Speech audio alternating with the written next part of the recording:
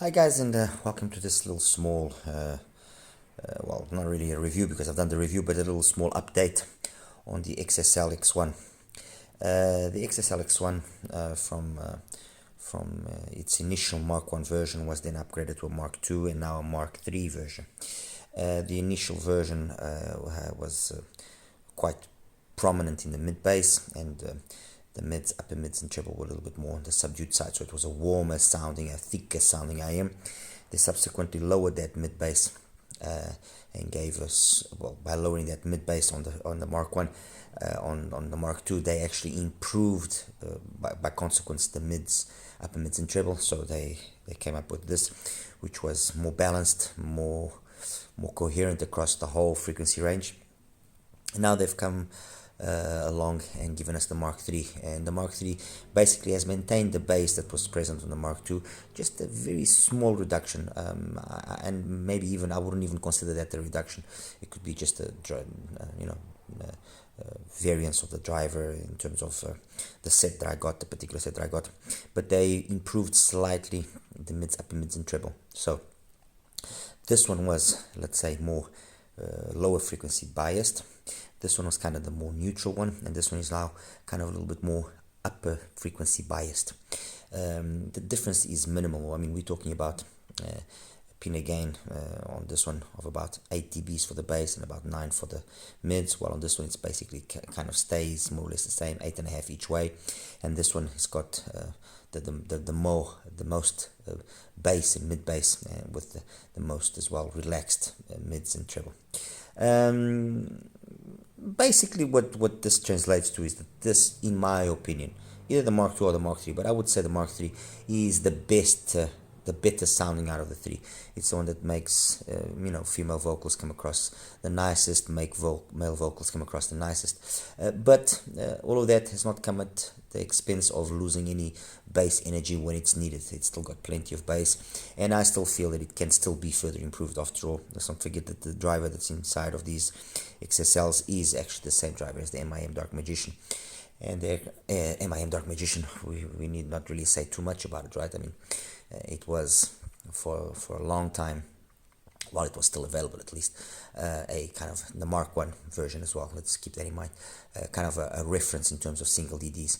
A little bit over exaggerated the price. I mean, I was one of those few people that never agreed upon the price of the $500, and with the XSL we see that I was indirectly right. I mean, that was a good quality driver, but a cheap driver in a relatively nice shell. But there was really nothing to justify that completely absurd price. I mean, that IM could have been sold easily, let's say for the sake of argument, for $250, and they would have sold 10 times more IMs, 10 times more. But now we do have the XSL. This is starting to slowly creep and getting closer to it. Let's see, maybe the Mark IV will even get closer to the MIM Dark Magician. I think that the main thing that's now actually hampering getting there is the nozzle size. But the shell itself, it's a nice shell. It's a metal shell. I like this dark version of the Mark III. It's got a nice metal shell. It looks the business, looks the part, and in terms of what it brings, it actually is not too bad. For an IM that just comes with a case, basically, it's not too bad. It brings a decent set of amount of accessories. The cable is the cable that you're seeing, which is actually not bad. And for the $50 that it costs, this is an IM that shows that if the brand wants, they can put good accessories, good cable, give us a case, give us a nice build quality in terms of the IM, and not have to cost an arm and a leg. Alright, anyway guys, like I said, this is a small update. Hope it was able to clarify any possible doubts that there might be. Alright, take care now, bye bye. Hi guys, and welcome now to the graph section for the XSL X-One Mark 1, 2 and 3 versions. Let me just start off by showing you the first version. So this is the first version, very much bass focused. We had a gain for the bass which was of about 11 dBs, and a gain for PENON gain of about just about 7 dBs. Okay, so it was focused on the lower frequencies, a little bit of the darkest sounding. It wasn't bad, but it just was a little bit muffled. It wasn't opened up enough. Then they came out with the Mark II version, which reduced the bass ever so slightly and gave us a little bit more energy on the mids and the treble. And this version was noticeably more open in terms of its sound. It was slightly better, but there was still margin for a little bit of improvement, especially a little bit more detail up here, and that's exactly what they've done in the Mark III version. The Mark III version, you've basically maintained the bass the same. They've just given it a little extra over there. There's not a huge difference between the 3 and the 2. Let me make that clear. But you will pick up on that difference on specific songs. You will pick up on it, definitely. And that's it, guys. I mean, the Mark III version, I think, of the 3 XSL X-Ones is the better one. We're talking about a gain to the bass of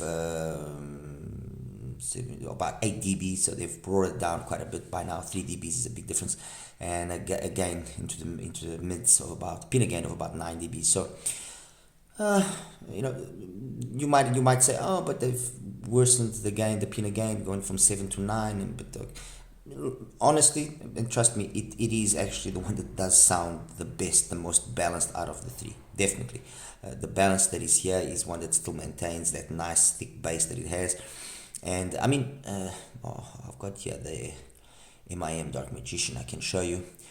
It's not an MIM Dark Magician in terms of its sound. No, it isn't, and even the tuning is still a long ways to becoming like the MIM Dark Magician.